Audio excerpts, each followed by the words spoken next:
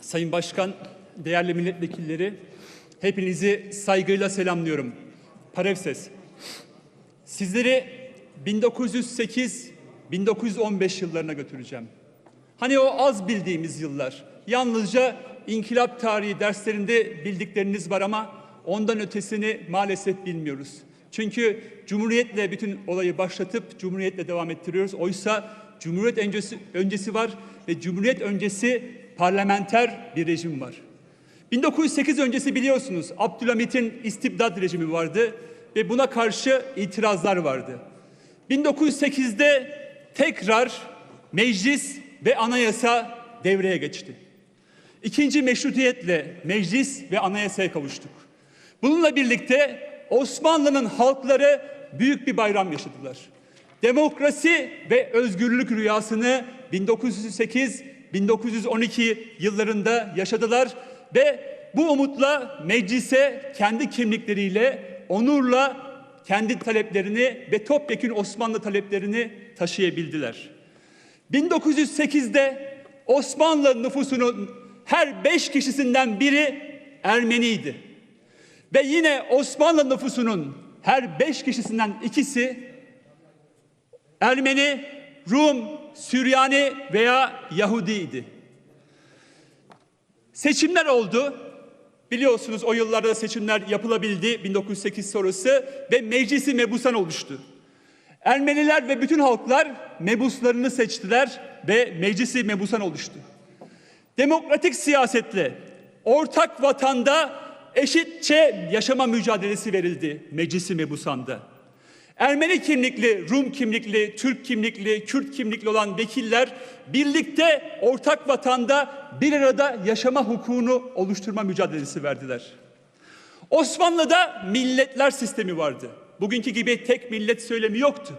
Osmanlı'nın milletler sisteminde kültürel özelliklere sahipti milletler. Ermeni milleti, Rum milleti, Süryani milleti, Yahudi milleti gibi kültürel özelliklere sahiplerdi. Patrikhanelerinde dini örgütlenmelerini yaparlardı. Aynı şekilde cismani örgütlenmeleri de vardı. Kendi ana dili temelli çok dilli eğitimlerini yürütürlerdi. Bununla ilgili haklar mecliste görüşüldü. Ve Ermeni vekillerin bu kültürel özelliğin yanında ademi merkeziyetçi bir sistem önerisi vardı. Yani yerel demokrasi. Bu yalnızca Ermenilerin talepleri değildi. Prens Sebahattin gibi Türk kimlikli ve diğer kimliklerde siyasetçilerin de talebiydi. Ademi merkeziyetçi bir model öneriyorlardı. Bugün Batı demokrasilerinde olan modeli, onların o zaman erişemediği bir modeli o zaman Osmanlı'ya önermişlerdi. Ademi merkeziyetçi bir modeli. Ancak bunu istemeyenler de vardı. İttihat ve Terakki, kısadan söyleyeyim, 23 Ocak 1913 günü Bab-ı baskınıyla bir darbe gerçekleştirdi ve parlamentoyu ve anayasayı devre dışı bıraktı neredeyse. 1914 seçimleri sonrası tamamen parlamento devre dışıydı ve artık bir cuntanın elindeydi ülke. Talat, Enver ve Cemal Paşa cuntalarının elindeydi. İlk darbeciler anayasayı ve meclisi devre dışı bıraktılar. Kararnamelerle ülkeyi yönetmeye başladılar. Ve Birinci Dünya Savaşı'nın devreye geçmesiyle 24 Nisan 1915'te maalesef ilk olarak Ermeni aydınlar, kanaat önderleri ve milletvekilleri tutuklandılar. Vekiller Ankara'ya, Ayaş'a getirildiler. Güya yargılanacaklardı aydınlarla beraber. Bazıları Diyarbakır'a ve Urfa'ya sürüldüler. Güya yargılanacaklardı. Dokunulmazlıkları olduğu halde onları alıp tutuklayıp Ankara'ya, Ayaş'a, Urfa'ya, Diyarbakır'a sürdüler. Ve oradan oraya sürerken yolda çeteciler tarafından vekiller katledildiler. Tabii toplumun kanaat önderleri ve milletvekilleri devre dışı bırakıldıktan, demokratik siyaset iddiası ve demokrasiyle meselelerimizin çözülme iddiası devre dışı bırakıldıktan sonra kararnamelerle Ermeni halkı ve aynı olaylarda Süryani halkı büyük bir katliamla binlerce yıldır yaşadıkları kadim topraklardan sürüldüler. Benim hayatta kalmam Malatya'da yaşayan komşularımızın sayesindedir. Dedilerimin babaları dedelerimi komşularına emanet etmişlerdir. Vicdanlı Anadolu insanına emanet etmişlerdir. O sayede hayatta kaldım. Kılıç artığı denir bizlere. Aynı şekilde vicdanlı kamu yöneticileri de vardı. Lice Kaymakamı gibi. Katliama yol vermeyen pek çok vicdanlı kamu yöneticisi vardı. Ancak onlar da katledildiler bu çeteler tarafından. Birinci Dünya Savaşı sonrası Divan-ı Harbi Örfü'de bu cuntacılar yargılandılar ve cezalar da bazıları aldılar. Malta sürgünleri oluştu. Ancak bu yargılanmalar tamamlanamadan Cumhuriyet devreye geçti. Ankara'da bir meclis oluştu ve Ankara'daki meclis bu büyük suçla yüzleşmedi. Boğazlayan kaymakamı Divan-ı Harbi Örfü'de yargılanmıştı ve mahkum olmuştu. Ancak Türkiye Büyük Millet Meclisi'nin yaptığı ilk şey Boğazlayan kaymakamı Kemal Bey'e ve diğerlerine, bu büyük suça faili olanlara iadeyi itibar yapmaktı. Talat Paşa, Cemal Paşa, Enver Paşa isimleri bakın. Ondan sonra memleketin 2500 yerinde sokaklara isimleri verildi. Bugün Talat Paşa sokaklarında yürüyoruz maalesef. Düşünebiliyor musunuz? Bugün Almanya'ya, Berlin'e gitseniz ve Hitler caddelerine yürüseniz, Göbels caddelerinde yürüseniz böyle bir şey kabul edilebilir mi? Ancak memleketimizde 2500 yerde Talat Paşa caddeleri ve bulvarlarında yürüyoruz. Efendim isyanlar vardı. Savaş şartları diyeceksiniz birazdan çıkıp biliyorum. Demokratik siyaset yok sayılıp darbeyle siyasetçiler devlet dışı bırakıldıktan sonra ve o dönemde evet isyan edenler de vardı.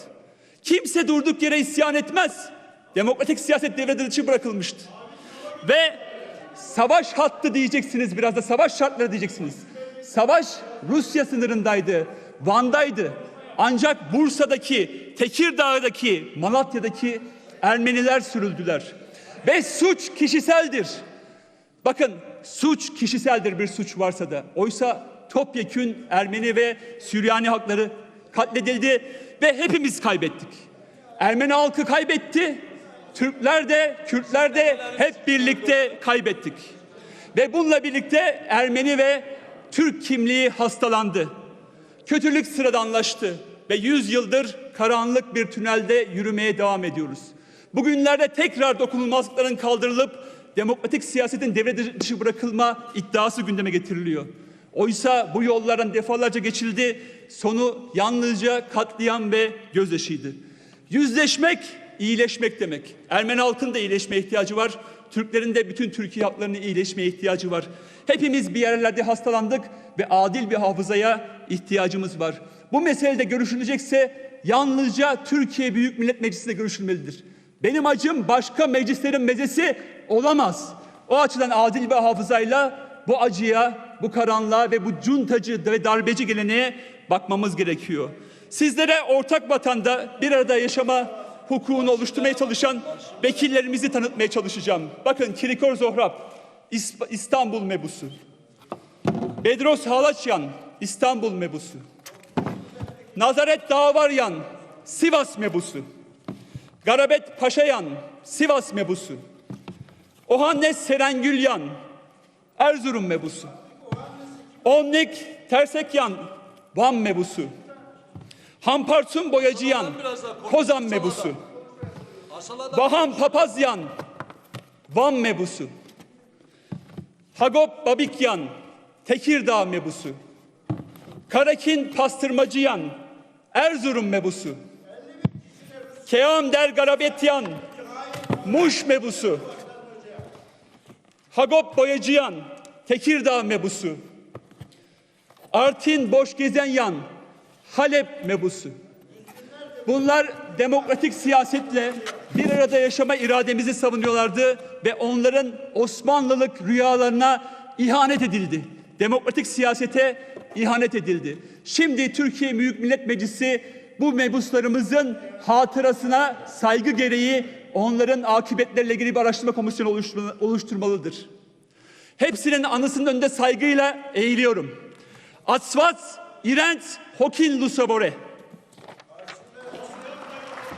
Sayın milletvekilleri, bu kürsüde elbette ki düşüncelerimizi özgürce ifade etmek gibi bir sorumluluğumuz var. Ama dikkat etmemiz gerekli olan bir gerçek daha var. O da şudur ki, tarih tarihçilerindir. Tarihi gerçekleri lütfen siyasetimize alet etmeyelim. Lütfen. Halkların Demokratik Partisi grup önerisini aleyhinde ben sizi kastetmedim. Genel olarak düşüncemi söyledim. Halkların Demokratik Partisi grubu önerisi, bakın sizden sonra konuşacak olanlar var. Sadece sizin konuşmanız üzerine söylenmiş bir şey değil bu. Sizden sonra konuşacak olanlar da var. Divan olarak ben bu konudaki görevimi yerine getirmek zorundayım. Lütfen.